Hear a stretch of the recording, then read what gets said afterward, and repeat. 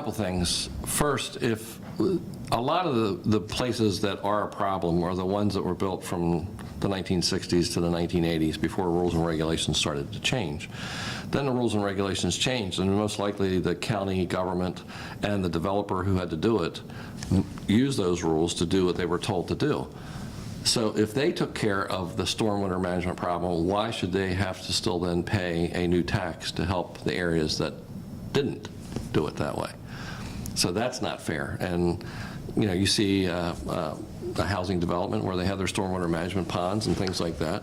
If that was the right way that was thought to take care of that issue, and that developer had to pay for that, and the person who bought that house paid for it when they bought the house, then why are they going to have a tax imposed on them? Second thing is, if you're a business owner and you're restoring your building and you then change the building under the new rules and regulations, then why are you going to be taxed on it? If you're taking care of the impervious surface and the other things that you've been told that are the problem, then you should be exempt from it also. So that was not fair.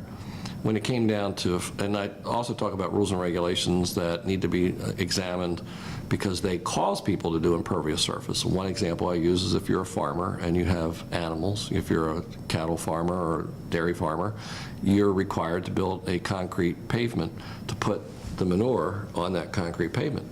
And now you're going to be taxed because you have an impervious surface. So in one way, the science said just letting it sit in the ground was going to be pollutant. Now, because you put it on this concrete, it's pollutant. Wait a minute. So they're being hit two different ways on the same thing.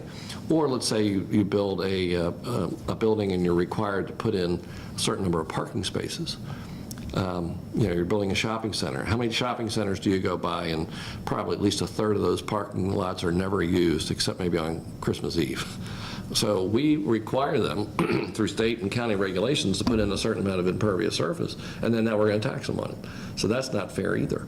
So many rules and regulations came in that are not appropriate. And you can go back to even to the 1980s when they came up with, and you know, sort of got beat up on this issue about the critical area. It was, all right, the first 100 feet and the first 1,000 feet are the most pollutant. You got to come up with these new rules and regulations and this new tax. The rest of the state and county didn't ignore that. And now with the new regulations, it's like, all right, but now we have these new rules and regulations. Well, then why didn't you change and say, all right, now that everybody's had, because in Havre de Grace, you have to pay a tax for the critical area, but now you have to pay one for the other one. So you're being hit twice for supposedly the same thing. So it's not fair to have a duplicative tax on a person on what they do. And I do believe most of the pollutant really does come from roads. You know, I'm sure a lot, we had 36 days of snow plowing this year that involved putting a lot of things on the roads. So when roads are built, if we have proper stormwater management where the water goes in and then, you know, it doesn't end up hitting a creek or things like that, I think that would really remove a lot. Because reality, I mean, my house, 175 years old, it rains, the water goes off, it goes into the grass. It goes in through a pervious surface first. So it's not really a pollutant in that kind of way. So I don't think it was examined very well. And my stand would be I would undo the mandate and say you have to have a certain kind of tax. You have the authority to do what you think is the best way to do it to get this requirement done. You still think the projects that are mandated under the TMDL should go forward? I don't have any problem with the projects themselves as long as they examine and make sure that they are true projects that actually work. I didn't have problems with the projects. You know, for example, in Harper County, if you look at, and I did send a little email to there's an article about our tax rate, and it used Howard County's and Harper County's tax rate, and it said ours is at 104 and Howard's is at 107, but really Howard's is at 119. If you judge it the same way, they took out their fire tax. Well, if you're going to take out their fire tax, you should take out our highway differential, which puts us at 89 cents. So we have a formula of money that comes in that we could have used for highway restoration. I mean, our county roads. So we can do it.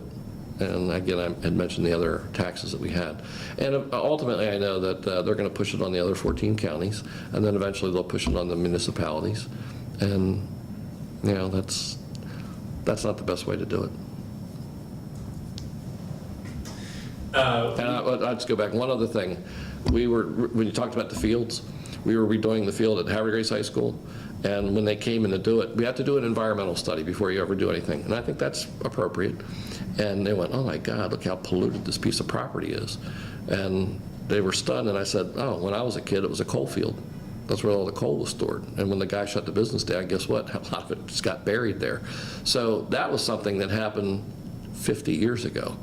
That's not a pollutant that somebody just did. There are pollutants out there that have been there for a long time. Businesses that closed. I mean, there were some businesses, a lot of them during World War II, that were manufacturing things. They got shut down and just, dug it, threw it in there. So you can't really say it's the, and that is another problem for the owner.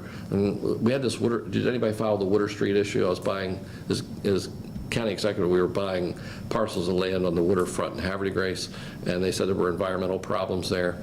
And it had been a gas area where they had stored gasoline and oil. But the current owner wasn't that person. Neither was the owner he bought it from. It was the original owner, 30 years ago, all that pollutant. So, but now this guy's being punished for it. So I said having the city and the county step in to buy the property and use our critical area tax to clean it up is at least going to ensure it, because the current owner's just going to sit there and never do anything. As long as he didn't ask for any building, it could just sit there forever. And he realized that it was going to cost him too much to do it. See, now you confuse me, because I thought you were just telling us before that you don't think other taxpayers who have less polluting land should have to subsidize the cost to fix that polluters. And now you're saying people who have legacy pollution on their property shouldn't be required to pay. If they didn't know, there's some people that didn't know it. I mean, if you buy it and know it, when you buy the property now, it'd be best if it said, all right, you have to have we have to do an environmental test before we buy. We have a phase 1 and phase 2 when the county buys property. So if we said, you will, if you did, the phase 1, phase 2, we would help you resolve the problem. So at some level, if you have a problem, if you want to reduce nitrogen and phosphorus runoff into the bay, isn't it easier if that burden is shared a little bit broadly? I mean, if you're going to build projects that have a welfare in clean water that benefits all, isn't there fair to clean up the problem sort of broadly as a community? Well, I would say this: if we all went to lunch and all 7 of us paid for it and you didn't, and then you said, I need money, would it be better for all of us to have to pay for your lunch too, or is that fair? If you don't have kids, should you not pay as much in property taxes? Yeah, well, maybe not. So, I'd just say if you have done what you're supposed to do to resolve the issue on what was going to be your pollutant, then no, I don't think it's best to share that with everybody.